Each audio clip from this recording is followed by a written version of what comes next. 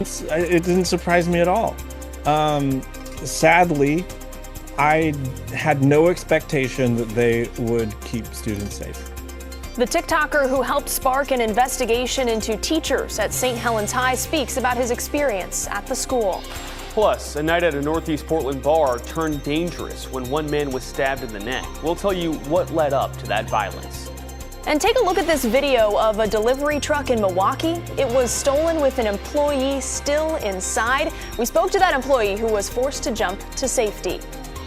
And all this week, we're counting down to Thanksgiving by looking back at some of our all-time favorites from the Sunrise Viewer Thanksgiving Recipe Series. At 6:45, a look at the mother of all charcuterie boards.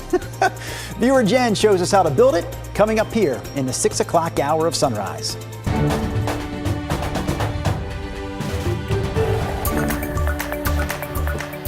Good morning and thanks so much for joining us. I'm Ashley Grams in today for China Green. And I'm Drew Carney. Weather is another one of our big headlines today. So for that, we turn to Rodney Hill in the Weather Center. What's happening there, Rod? Well, good morning. For the first time this fall, we have an absolute winter storm at pass level over the Cascades. Latest check, I've got Government Camp upwards of 7 inches of new snow on the ground, and we've got feet of snow coming today all total when you get above the passes. Winter storm warning for the Cascades. So far, no issues over the Coast Range, but there are advisories for potential snow showers. What the radar is showing you is just showers coming and going from west to east. This will be a numerous shower day. There has been lightning detected inland so far, nothing in the valley, but coast and Coast Range. So watch out for some heavy showers, potential stormy skies mixed in.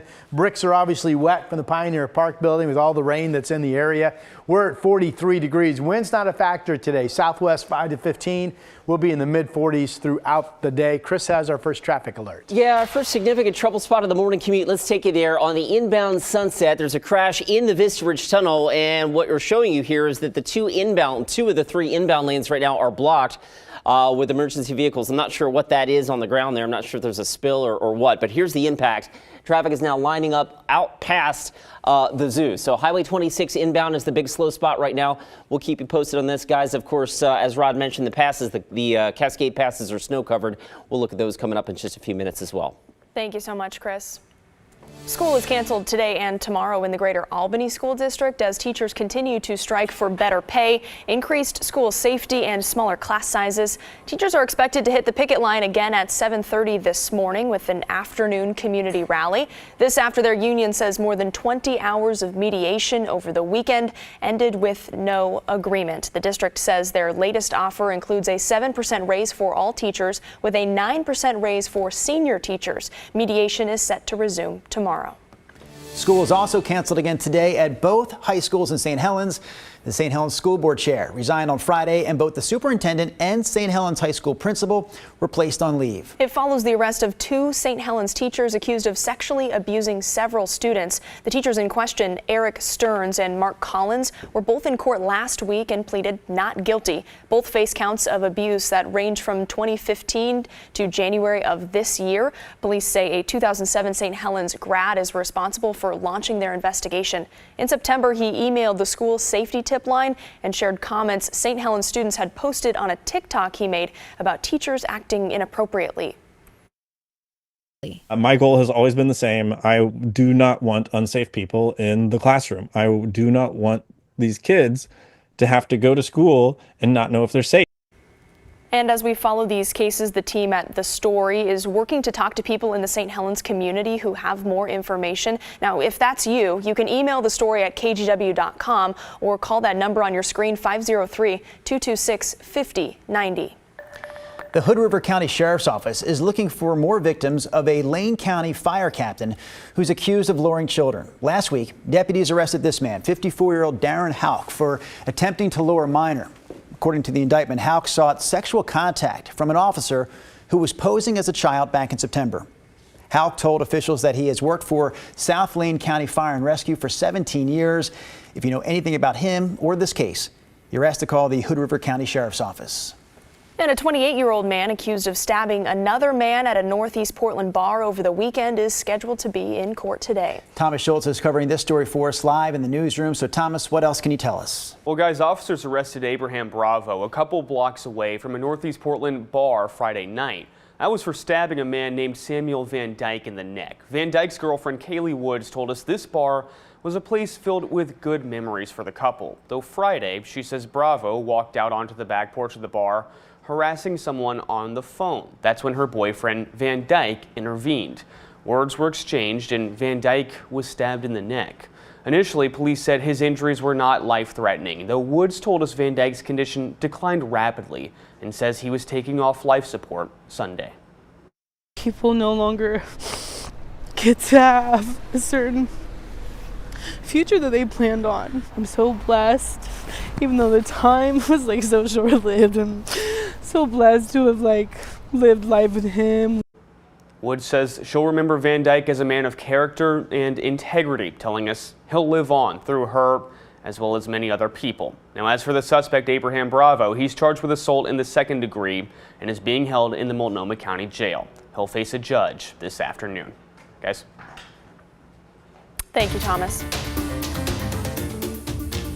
Now to some pretty crazy video out of Milwaukee. A man is in jail after stealing an Elephant's Deli delivery truck with an employee still inside. This happened Friday morning at a warehouse in Milwaukee. You can see from the surveillance video the man just walks up to the truck, puts it in drive, and then he takes off, all while an employee hangs on from the back. You can also see items flying out of the back of the truck. We spoke to the worker who says she eventually jumped off.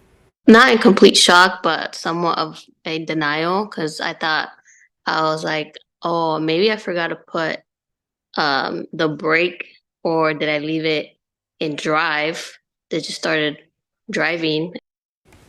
Authorities say employees tracked the vehicle to Beaverton using an AirTag and called police. Officers say the suspect, 29-year-old Forrest Gallante, rammed a police vehicle, then tried to run away. Authorities arrested him just after noon. He's now facing multiple charges. We want to let you know about a recall on organic carrots because of a deadly E. coli outbreak. The CDC says so far the outbreak has infected 39 people across the country. 15 have been hospitalized and 1 person has died. 8 of the 39 cases are from Washington, 3 are from Oregon. The carrots come from Grimway Farms, headquartered in Bakersfield, California, and are sold in bags under multiple brand names. Stores are no longer selling them, but the CDC says people should check the refrigerators and throw away any carrots that fit this description. And we also want to remind you that PBOT will start towing cars today as it continues Leaf Day services. So make sure your car is not parked in front of any spot that has received recent notices. Today, crews will be clearing leaves between West Burnside and Northwest Northrop and Northwest 21st Avenue and about Northwest 15th. All right, let's take a live look right now at Timberline Lodge. Man, what a morning up there. KGW has issued a weather impact alert day through tonight because of the possibility of hazardous conditions both in the Cascades and also along parts of the coast. Let's turn to Rod Hill now. So we talked about the Cascades, and I guess we're also talking about the coastal range, correct, Rod? Yeah, so the big headline here today is winter storm warning issued from the Weather Service for the Cascades up until 10 p.m. Already we're seeing 7-8 inches of snow at pass level. They're easily going to get over 2 feet of snow at Timberline. This is the first winter storm of the season where we've had all-out winter storm conditions at pass level. So that is January driving up there, traction tires, snow tires. Snow levels flirting with 1,500 feet at times, so there will be snow over the higher elevations of the Coast Range, and potentially some snow showers over Highway 6 and 26. Those are the higher passes above 1,000 feet, but so far no issues. The yellow colors, by the way, Coast, Central Oregon, parts of the Columbia Basin, are wind watches already issued for Tuesday afternoon through Tuesday night and into Wednesday morning out across the east, where there could be high 60-mile-per-hour wind gusts. So there's a lot going on this week. The storm warning today for the Cascades, a winter weather advisory for the Coast Range.